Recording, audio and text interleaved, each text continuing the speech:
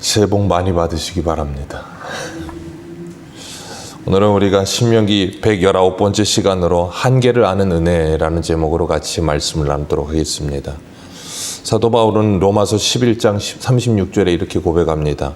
이는 만물이 주에게서 나오고 주로 말미암고 주에게로 돌아감이라. 그에게 영광이 세세히 있을지어다. 아멘.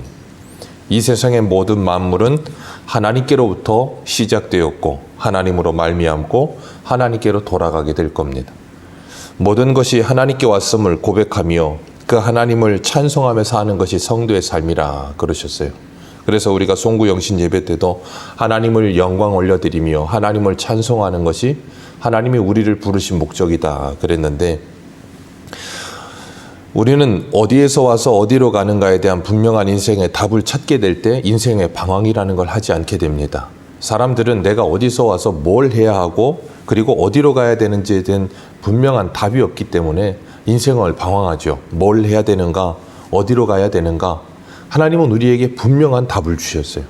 우리가 무엇을 하든지, 이 땅을 살아가면서 우리가 남에게 피해를 주는 일이 아니라면, 그리고 하나님의 이름을 망령되이 일컫는 일이 아니라면 무엇을 하든지 하나님께서는 우리에게 그것을 허락하세요. 그러나 그것이 무엇이든지 하나님의 영광이 되어져야 된다라고 우리에게 말씀하고 계십니다. 그렇기 때문에 우리가 어떤 일을 선택하고 어떤 일을 하는 데 있어서 이것을 선택하는 기준이 이것이 하나님께 영광이 되는가, 이것이 하나님을 기쁘시게 하는 것인가를 생각하는 삶을 살아야 될 줄로 믿습니다. 오늘 1절을 보면 모세가 모압 평지에서 신명기의 말씀을 다 전하고 느보산에 올라 여리고 맞은편에 비스가산 꼭대기에 올라가게 됩니다. 그리고 거기에서 산 꼭대기에서 길앗 온 땅을 단까지 보게 됐다 그랬어요. 이 이스라엘의 최북단이 단이죠.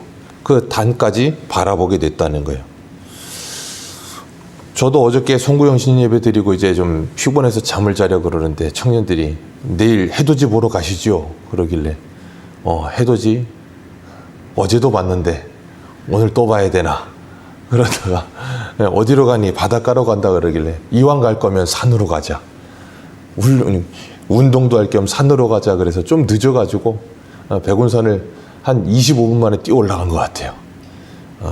옛날에 군대 생각하고 뛰었다가 3분 만에 지쳐가지고 헉헉대면서 올라갔는데 왜 뛰었나 하는 생각과 함께 한계를 느꼈습니다. 그 올라가서 내려다보는데 백운산이 255m거든요. 굉장히 낮습니다. 거기에 올라가서 영종도를 내려다봐도 영종도가 한눈에 보여요.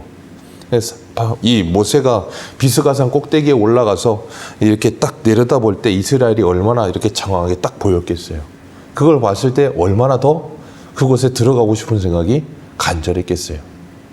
그런데 하나님께서는 모세에게 거기까지라고 말씀하셨어요.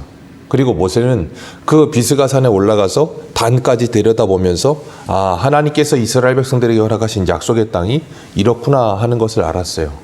모세는 그곳에 가보지는 않았습니다. 그러나 하나님께서는 그곳을 바라보게 하셨어요.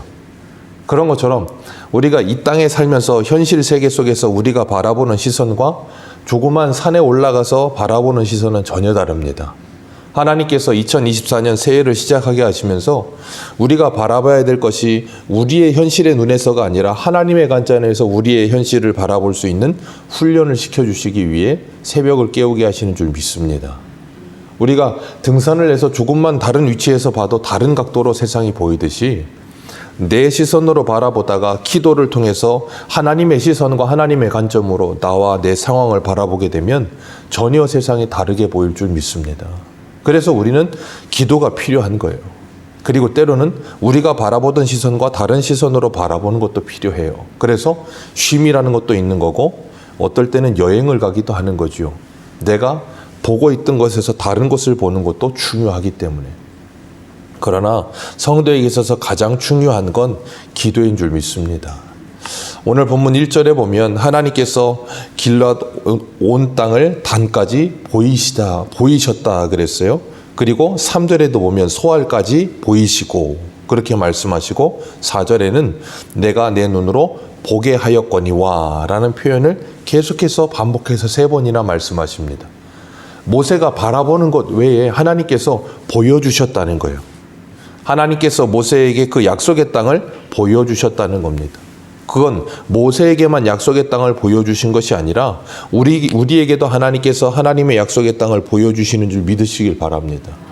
우리가 영의 눈을 뜨게 될 때 이 땅만 바라보는 게 아니라 하나님의 나라를 바라보는 놀라운 시선이 생기죠.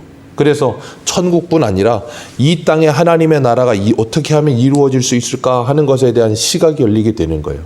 그래서 사도 바울은 우리 골로새서 3장 한번 보겠습니다. 신약성경 골로새서 3장 1절입니다.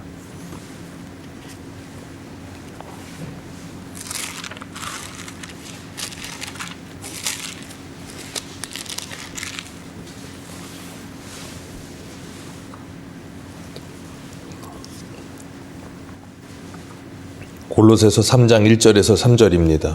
같이 읽겠습니다. 시작. 그러므로 너희가 그리스도와 함께 다시 살리심을 받았으면 위의 것을 찾으라. 거기는 그리스도께서 하나님 우편에 앉아 계시느니라. 위의 것을 생각하고 땅의 것을 생각하지 말라.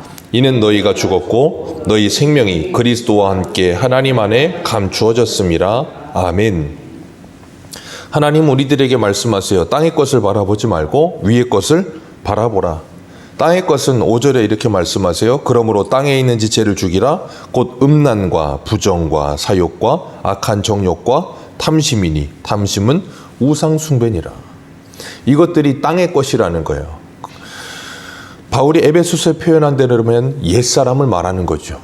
그것들을 이제는 더 이상 바라보지 말고 위의 것을 바라보아라. 하나님께서 예수 그리스도를 통해서 너희들에게 열어주신 그 믿음의 눈을 가지고 너희들이 하나님의 나라를 바라보며 살아라 라고 말씀하시는 거예요. 그래서 바울은 에베소서 1장의 17절에 이렇게 고백합니다. 우리 주 예수 그리스도의 하나님의 영광에 아버지께서 지혜와 계시의 영을 너희에게 주사 하나님을 알게 하시고 너희 마음의 눈을 밝히사 그의 부르심의 소망이 무엇이며 성도 안에서 그 기업의 영광의 풍성함이 무엇이며 그의 힘의 위력으로 역사하심을 따라 믿는 우리에게 베푸시는 능력의 지극히 크심이 어떠한 것을 너희로 알게 하시기를 원하노라. 모세에게 하나님께서 약속의 땅을 보여주셨습니다. 그런 것처럼 하나님이 우리에게도 그 마음의 문을 열어주셔서 그 마음의 눈을 뜨게 하시면 하나님의 그 풍성하신 은혜와 그 하나님의 역사하심의 놀라운 은혜가 무엇인지를 바라보게 된다는 거예요. 그래서 하나님께서 송구영신 예배 때 뭐 하신다 그랬어요? 새 일을 행하리라. 이전 일을 생각하지 말고 기억하지 마라. 내가 너희들에게 새 일을 행해 주겠다라고 말씀하시고 우리에게 그걸 바라볼 수 있도록 영의 눈을 열어주시겠다라고 약속하시는 거예요. 그래서 우리는 그 시선을 열게 될 때 주님께서 세례 요한 이후로 천국은 침노를 당한다 그러시면서 침노하는 것 자들의 것이 될 것이라 그러셨어요.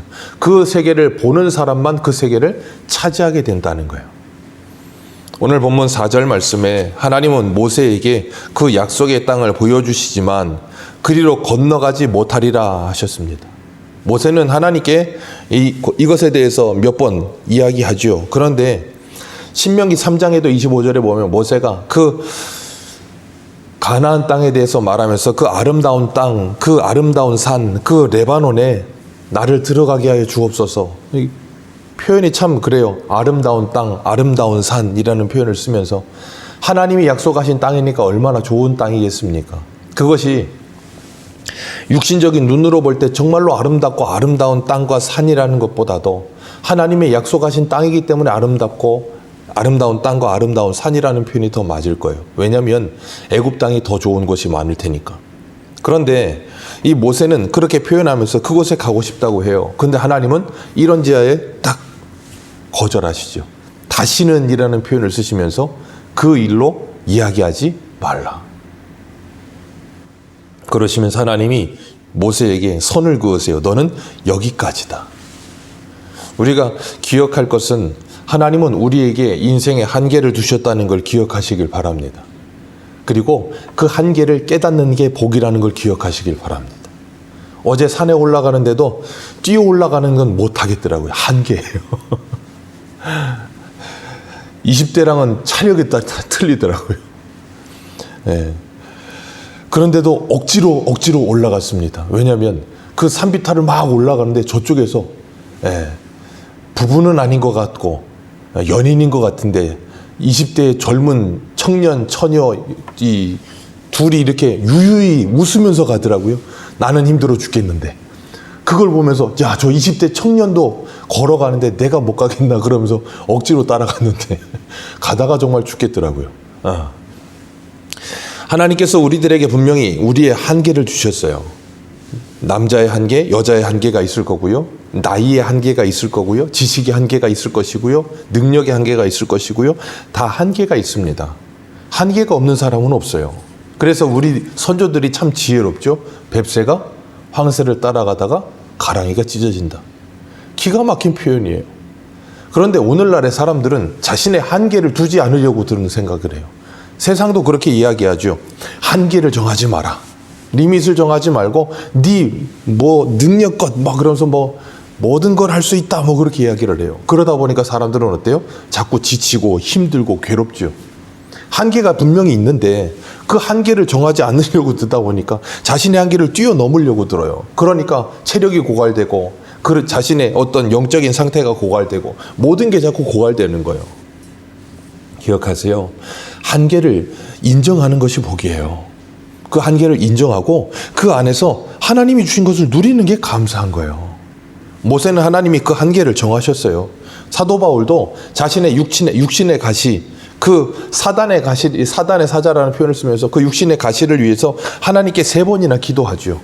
그때 하나님께서 사도 바울에게 한계를 정하셨어요. 고린도후서 12장 7절입니다. 우리 한 군데만 읽겠습니다. 고린도후서 12장 7절.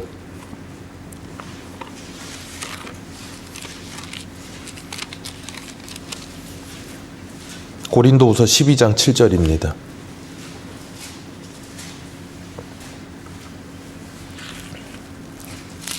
(12장 7절에서 10절입니다)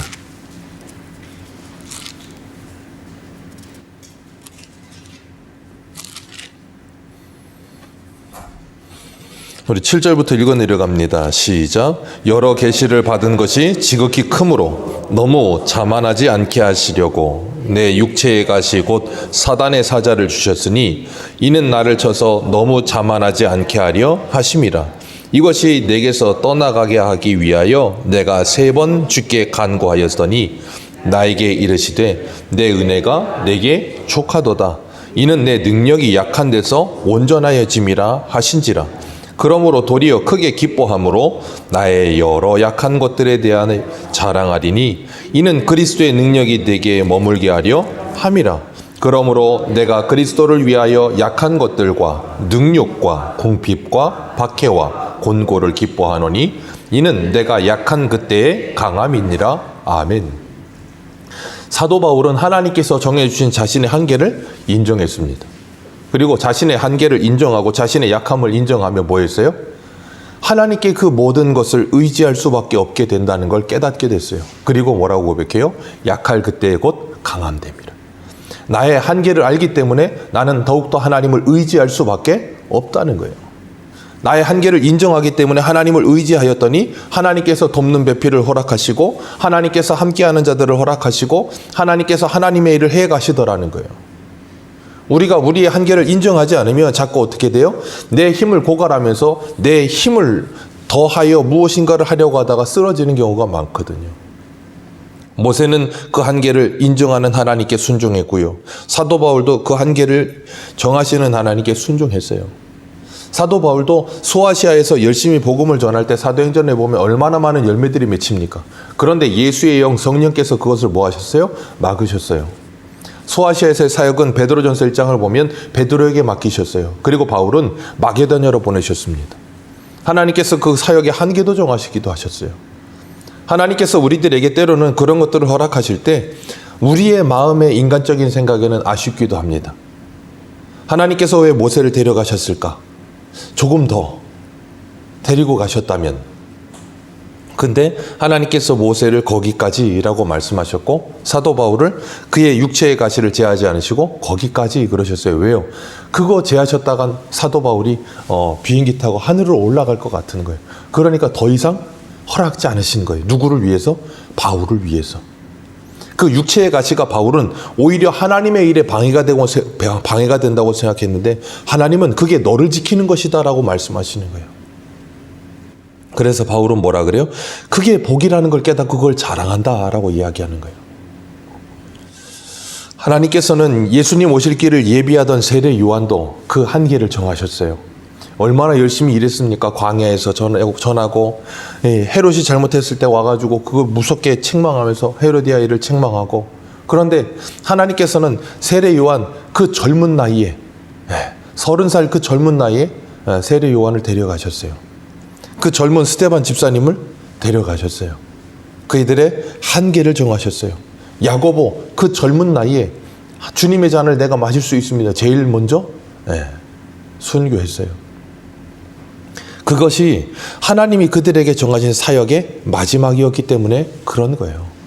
우리들도 하나님께서 우리의 사역의 한계를 정하셨습니다.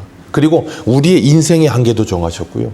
우리의 모든 것에 한계를 정해 주셨어요. 그래서 우리는 인생을 살아가면서 나이가 들어갈수록 우리의 한계에 부딪히고 그러면서 그것을 깨닫는 게 복이라는 걸 알아요. 젊을 때는 한계를 잘 몰라요. 힘이 넘치는 것 같거든요. 모든 걸 할 수 있을 것 같아. 그런데 시간이 지나가면 지나갈수록 그게 힘에 붙여와. 그러다 보면 깨닫죠. 아, 한계가 있구나. 한계가 있구나. 아, 내 힘으로 할 수 있는 게 아니구나. 아, 하나님을 의지해야 되는구나. 그래서 나이 들어감이라고 하는 것이 복이에요. 하나님이 우리들에게 한계가 있다는 걸 가르치시는 것이 복이에요. 우리가 땅에 있는 것을 바라보지만 그 땅에 있는 것이 우리에게 영원한 즐거움을 줄 수가 없다는 걸 알게 되는, 땅의 것의 한계를 알게 될 때 우리는 위의 것을 바라보게 될 줄 믿습니다. 하나님께서 우리들에게 그것을 바라보도록 우리 현실 속에서 기도를 통해서, 때로는 현실의 어떤 여행이나 아니면 등산이나 여론 같은 것들을 통해서 우리의 시선을 바꾸시기도 하시고 생각을 바꾸시기도 하시고, 그래 가면서 하나님이 우리들에게 우리의 나의 현실의 어떤 이 한계를 깨닫게 하시면서 더욱더 하나님을 바라보고 의지하게 하세요. 2024년 새해가 시작됐고 새로운 시작을 우리는 주님과 함께 합니다. 주님과 함께 하면서 잊지 말아야 될 것은 나의 한계가 있음을 기억하고, 나의 한계에 부딪힐 때 괴롭고 힘들고 어렵겠지만 그것을 인정하시고, 그 한계가 있음에 우리는 주님이 필요하다는 것을 깨달으시고, 이 새해를 시작하면서 주님과 함께 동행하는, 그리고 하나님을 의지하는 저와 여러분들 되시기를 주님의 이름으로 축복합니다. 기도하겠습니다.